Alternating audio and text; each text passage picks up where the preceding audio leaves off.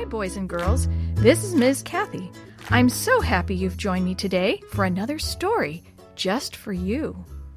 Today's story shows you how great it is to have a pet and how sad it can be when a pet disappears.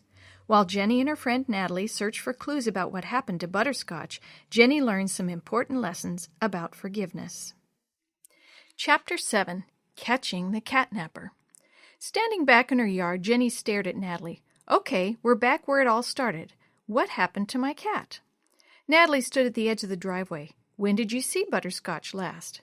I told you already. She raced across the yard and Shorty chased her down the street. Natalie tilted her head. Did you see your cat run down the street? Jenny closed her eyes, trying to remember exactly.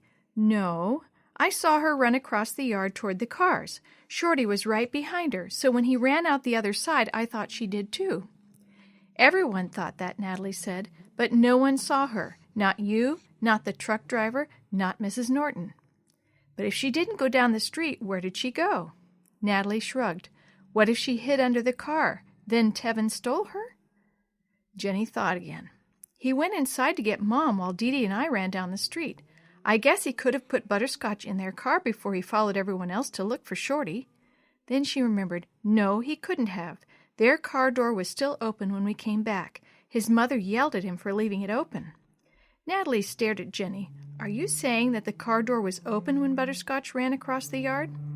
Jenny's eyes got big. The cat prints. Butterscotch was jumping toward the car. What if she jumped in the car? Then she frowned. But why hasn't Tevin called to tell me that he has Butterscotch? If Butterscotch jumped in his car, then it was an accident. You said he wanted a cat. Maybe he decided to keep her, Natalie suggested. Didn't you say they moved in around here somewhere? Yes, Jenny replied slowly. Do you think you could figure out a way to get over there and check? Maybe I can think of something, Jenny said. By dinner time, she had. Mom, Jenny began innocently as she helped her mom peel carrots, don't you think it would be nice to go visit Tevin and his family soon? After all, they just moved in. We should welcome them. We could bring them a loaf of your bread. Jenny's mom raised her eyebrows, but she agreed. Yes, that would be a nice thing to do. What made you think of Tevin all of a sudden? Jenny shrugged uncomfortably. Well, Natalie and I were looking for clues about Butterscotch, and I wanted to talk to him about it. Could we ask Dee Dee to go with us? Sometimes Tevin makes me nervous. Dee Dee was delighted to go with them.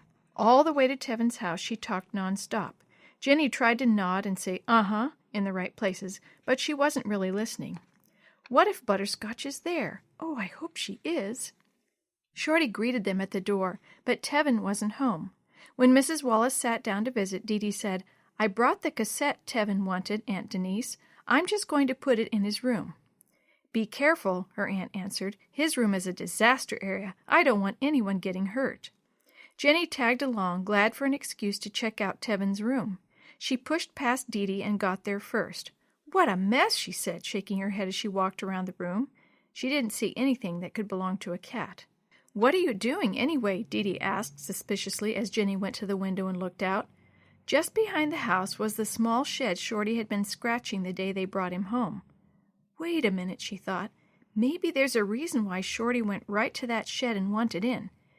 Dee Dee, let's go outside. Why? What are you looking for? Dee Dee demanded.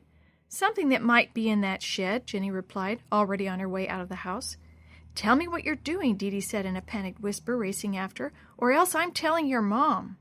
Jenny whirled around. I think Tevin has my cat, and I think she might be in that shed, so I'm going to look. I have to.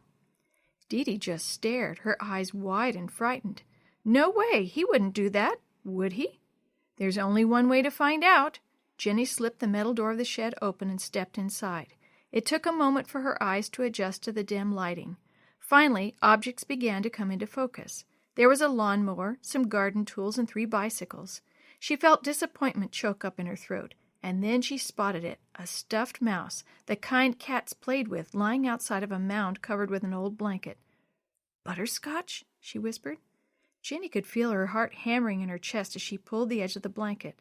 As it slipped off, a strong hand grasped her other arm. What are you doing? A deep voice growled. Jenny screamed as loud and long as she could before a hand clamped down over her mouth. Tevin stuck his face right in front of hers and frowned angrily at her. "Stop it before they hear you inside," he hissed, pulling the blanket back up to cover what was under it, but not before Jenny had a chance to see what had been hidden. A rough homemade cage, bowls for food and water, and some cat toys. "What's going on here?" Tevin's mother demanded, yanking open the door of the shed. Jenny's mom peered in anxiously after her. "Jenny? Honey? Are you hurt?" Jenny pulled free of Tevin's grasp, tears spilling down her cheeks. Mom, he stole Butterscotch. Tevin stole Butterscotch." "I did not," Tevin snapped. Jenny's mom made her way into the crowded shed and put a hand on Jenny's shoulder. "Sweetheart, I know you miss Butterscotch, but why would you accuse Tevin of stealing her? You know that isn't true." "Then what is this for?" Jenny asked, pulling the blanket off the cage before Tevin could stop her. His smug look melted. "Tevin?" His mother worked her way into the shed with him. "What is that for?" "So I had your old cat," Tevin admitted sourly, "but I didn't steal her. She was in our car when we left. I just kept her for a while." Jenny's voice shook when she spoke. "What do you mean, for a while? Where is she now?"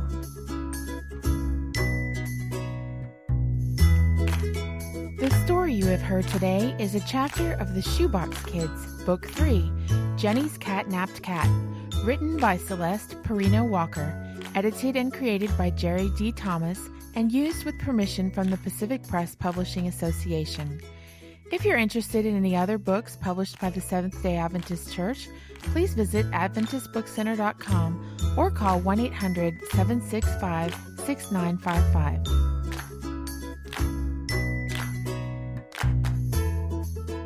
This podcast is a production of the Carolina Conference of the Seventh-day Adventist Church.